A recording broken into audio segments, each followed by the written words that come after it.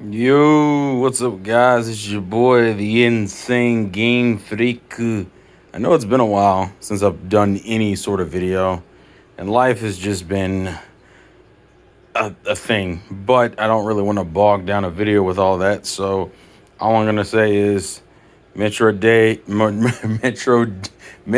Dread Day is here, but also Nintendo Switch OLED Day is here too.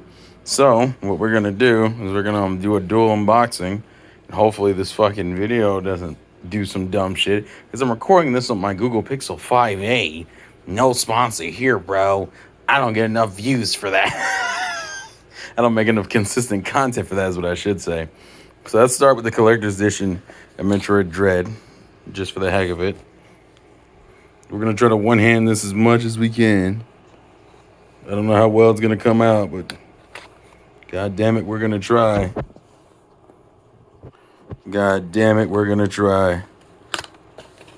Ah, there we go. Cool. Hopefully everyone's been doing well. I know life has been interesting to say the least, but we try to stay positive and do the best we can, or else we won't make progress as a species. We won't do better if we don't want better. We don't aim for better for ourselves. I think that's it. All right, cool. So actually, this is a really nice, like, it's obviously it's supposed to go in here. It's been so long since I ordered this. I don't remember specifically what everything is. I think this is a CD. I want to say it is Steelbook. Real quality Steelbook, actually. I like the starry effect of the sky. I think that's like the lab in the background with the Emmys, which I guess those are all the Emmys you'll deal with in the course of the game. Is the game in the Steelbook to start? Yes, it is. Oh, look at this quality Nintendo Switch in cover art. Man, when you look at other Nintendo Switch games, hold on. What's the last game I could grab? That's Nintendo that I can do that with. Most Nintendo Switch games don't have quality in cover art. So I'm glad this isn't just a white piece of paper. Granted, it's a fucking steelbook, so it better not be. I think this cartridge art, God, that sounds weird to say. This cartridge art fits Metroid Dread perfectly, so no complaints there. It's not quality stuff. I fucks with it. I believe this is gonna be kind of annoying. So how do I place this in a way? I don't think this is gonna be an easy way. I'm gonna have to. The advantages of being fat is rare, but this might be one of the few instances where I can use my stomach as a means of a balancing act because I couldn't be bothered to pay for a fucking tripod. All right, there's a hole. We're gonna work with the hole. And now I can't find the hole. Can you tell that I'm a professional and that I've been doing videos since I was fucking 18, which was like 12 years ago? You can't. It's good. I'll let you look at that while I'm trying to get this thing get the plastic off this fucking thing. But yeah, you can't tell? Good. Because I'm not trying to make it obvious. Or else it makes sequences like this even sadder. And it's funny because I used to do unboxings for like a long period of time on my YouTube channel. Granted, I was sitting down. I wasn't using my phone as much, but all right, we got it off. I think you just pull this out, right? I think this is just cards. Like I said, I don't remember because it's been so fucking long. Let's see. Oh, it's like history cards. Hold on, let's see if I can do this.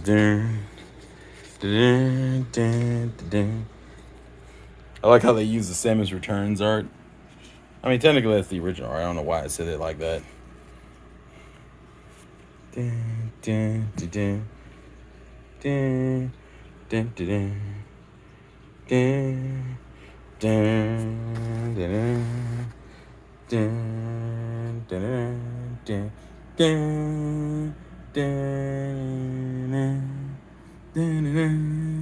It's funny because I'm not even what I consider like a hardcore Metroid fan. This will be my third Metroid game playing, next to Other M and Samus Returns. So realistically, I imagine for Metroid fans, this is fucking goated. So if you didn't buy this and you're a hardcore Metroid fan, why would you do that to yourself? Unless you just weren't excited for Dread, which, you know, that's fine. People, it's funny to me that the most popular version of Metroid for a lot of people is the fucking Prime games, which for the longest time I didn't realize were fucking prequels to like the major releases on like home consoles. So you got the Prime series that outflanks the shit out of like the main games, which are all on the handhelds. Which reminds me of something, actually, ironically enough, it reminds me of the Persona series as of lately. Where the Persona series is technically the spin-off series, but for some fucking reason, it's the only one that's been on. But for the longest time, it was the only console, like, mainline Atlas game we were getting. Because fucking Shin Megami Tensei went handheld since what? I want to say 4. Was it 4? Yeah. And then we're finally going back to console stuff with 5, which comes out actually in like less than a month. Good God. I don't have time for all these fucking games. This looks like... The funny thing is, I think these mission logs are all the ones that Nintendo's been tweeting about. So, that's kind of funny in retrospect. Some quality art, though. Definitely quality art. It's funny because her design has changed so fucking much. Like, this is very much like old school, like, hardcore alien shit. Even her design in 2 is a lot more, like, fleshed out. This is, I think this is, like, base level Samus before she gets any, like, weapon upgrades or suit upgrades. Look at these guys. These are Metroid enemies. These do not like Metroid enemies. Why? Because Metroid enemies don't stick out for their designs, more so for their, like, patterns. At least for only I played Zero Mission. Why? I just I was still going off how many Metroid games have I played? I forgot to add Zero Mission because I just recently did that like a month or 2 ago. I do plan to play. I still need to play. Technically, I played the remake, so unless people want me to, I might go back and replay the original. But the main 2 more I need to play is Super Metroid and Fusion, which both I've heard great things about. Just watched Some Call Me Johnny's review on Super Metroid, so... Shout out. Actually, yeah, this thing goes through every generation. I wonder if it's every... That looks like Dread. This looks like Dread stuff. I don't want to do that. Yeah, that's all Dread. I don't want to do that. What's this? Oh, yeah, this is Zero. Yeah, this is Zero Mission. And then Samus Returns, which they actually put canonically after Zero Mission, which is kind of cool. Well, technically, Zero Mission is technically the first game. So, but these are technically remakes. So I guess that makes sense why they're put together like this. Once again, Samus' outfit looks way more detailed. They just got better with renders. Even her Dread outfit looks less detailed. Like when you put these two together, look at that. Or even her shoulder cannons are like super small. Now, granted, this makes sense because this is technically the second game and this is the 5th game, but still. The subtle change in design, even her cannons like shaped differently. Always appreciate that kind of stuff. It's like an interesting progression. Which is funny because Metroid is a series that is not known for like a heavy plot, but having a plot that interests people. Although it's stuck in that weird gray zone as I think Star Fox is, where it never seems to progress in its plot because the most popular games and the games that came out the most frequently were the Prime games, which all take place before the first game, I think. It's like the first or second game, so it doesn't affect any of this shit. I don't know. Anyways, so that's Metroid Dread.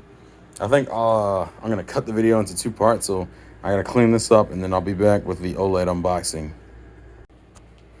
So I did find one thing as I was putting everything back in the box to not this. This is great. Actually, I just wanted to show this off because I didn't flip the box over for you guys to see. This shit is goated. I fuck hard with all this rated teen. I thought Nintendo games were for kids, lol. I also appreciate this kind of shit. When Nintendo's this, like, proud of a product. There's different types of pride when it comes to gaming companies. But when you can tell a company is truly proud of the product that they have and that they're about to release to the world, they go all out and they show out for it. And Metroid Dread was one of those games where they were like, Bruh, we got this shit by the ass. And we about to let you know we got this shit by the ass. And I always appreciate that level of cockiness. But the one thing I don't like about Dread is about the case anyway. This bitch has no text on the goddamn case. So needless to say, unless you just have this is your only Steelbook case, which might be true because there's not a lot of Steelbook Nintendo Switch cases. Either way, there's no way to label this bitch. That's my only problem. So if I'm looking down through the list of games I have, I'm like, where the fuck is Metroid Dread? It's gotta be this one because that's the only game that doesn't have a fucking end label. That's kind of a sad oversight, but hey, whatever. Anywho, we're gonna let Samus stand tall over here in the corner with all my other shit that I haven't put up. I like that. I like that a lot. And let's move on to probably the less exciting product, which is the Nintendo Switch OLED. Not that it's not exciting. Let's be real here. When Metroid Dread releases on the same day, and it's the first real new Metroid we've gotten in a while that wasn't a fucking remake or something, or like a weird spinoff. Yeah, this doesn't really kick out, especially because from what I've seen of reviews, it isn't hitting hard with journalists. It's a cool upgrade, but it's nothing crazy. I'm trying to figure out how to properly open this. Nintendo. Now I do already have a Switch model, but I kind of treat the Switch series the way I treat my handhelds, meaning I buy multiple iterations. Realistically, what I would have done originally is bought would have bought the OG Switch like I did in 2017, skip the new battery model. Oh, snap. Oh, I fucked up. Let's see if I can save it. Hold on. All right, we saved it. So, yeah, my initial plan usually is to buy the OG of a console, skip an iteration, and buy a new version. I actually do that with my phones too. So, give you an example. I have the Google Pixel 3 XL, and so I said I'll skip the 4 series, and then I bought the 5 series, which is what I'm recording on. I have the 5A. Switch was supposed to be the same thing. Buy the OG Switch, skip the new battery life. I skipped the Lite because I really didn't need it. And I said, I'm going to get the OLED. And OLED would be the next one to get. Ironically enough, this is my third Switch with none of them completely breaking down on me. But the OG Switch was having a fan issue at the time. And I got paranoid. And I was like, I don't want to be caught with not having a Nintendo console because I had games I wanted to play. So I ended up buying the new battery model because that was the newest model that was out, and I was like, well, fuck it, since I got it, might as well. I'm also going to compare screen sizes. That's also why I pulled it out anyway. But so I've owned every iteration of Switch. I just sold my OG Switch for a decent price, so I didn't really spend the full $350 on it, but I do want to make some subtle comparisons. I'll probably do maybe a follow-up video if I can get my shit together, comparing the two and my experiences with both in handheld and docked, although there's really no change. I highly doubt there's going to be any real change dock-wise. I do want to compare the docks themselves, though. If I can get the fucking thing out tall. Also, from what I read up, apparently, the Nintendo Switch OLED comes with, its own screen protector on it, and Nintendo was like, don't take it off. And I'm like, well, that's cool because I definitely didn't fucking buy one, and my old one wouldn't work because the screen's bigger. Now, it's not insanely bigger, but it's big enough. It's slightly bigger enough for it to be a mild annoyance if I were to use my OG Switch protectors. So let's compare docks. This thing, it does feel weightier for some reason, or am I tripping? I could be tripping. I have my OG dock right here that needs to get dust cleaned off. Well, not my OG dock, my new battery switch dock. I'll probably do some comparisons and stuff later, but this feels a little bit heavier than it did originally. I do like the cutout where you can put your wires and shit. Oh, that just comes off. I don't know if it was supposed to do that, but it definitely did. I guess it's supposed to. And it stays on there. I guess that makes it more convenient than the weird, like, bullshit ass flap. But cool. Anyways, the darkness is gonna get me. So Ethernet, USB-C, HDMI. Wait, I thought we used to have 2 USB adapters. We just lost. Or am I tripping? No. I'm trying to think. 'Cause in the back of it, we had the one USB adapter that most people use for their LAN, the power cord, and HDMI. So, yeah, we lost that one USB adapter in the back, essentially. Not a huge deal, just something to note of. There's a lot more curved in the side. And there seems to be a little. It looks like vents. There's gonna be vents right there. I can't tell. Looks like vents. So that's the dock. I actually like this texture for the dock. It's different from the OG. Also, let me. I think everything else is just standard cords and stuff. Yeah, HDMI, power. Then the grip's in there, which the grip won't be any different because the Joy-Cons aren't any different. The Joy-Cons look exactly the same. There's even the same kind of like buttons, but we are going to take it out. How do let's see. I think it's this one. Okay, yep, it is. I do like the white. I never really owned a white console. I think except for the Wii. I think the Wii was the only white console I owned because all the PlayStations are black. Most Nintendo systems were black or like not white. And the DS systems were the second lightest things I owned because the DS was like gray. But all right, so let's get the piece de resistance in the back.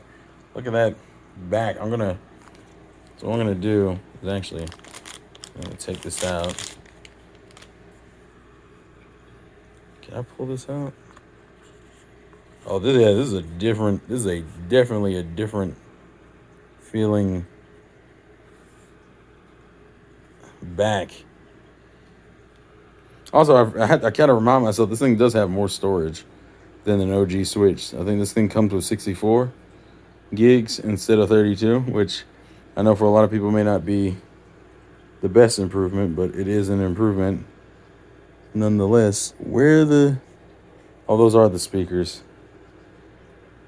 My phone doesn't want to focus. The speakers are there. Okay. I'm trying not to force it down. It has a more like smooth drop. Does this thing have a film over it? You can't even tell. It does feel a little heavier though. So let's take the Joy-Cons off of my OG. So excuse the poor camera angle as I remove my Joy-Cons.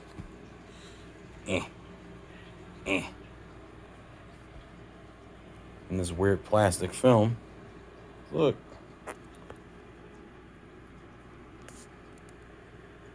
It's actually kind of hard to tell. Oh, the buttons are different actually.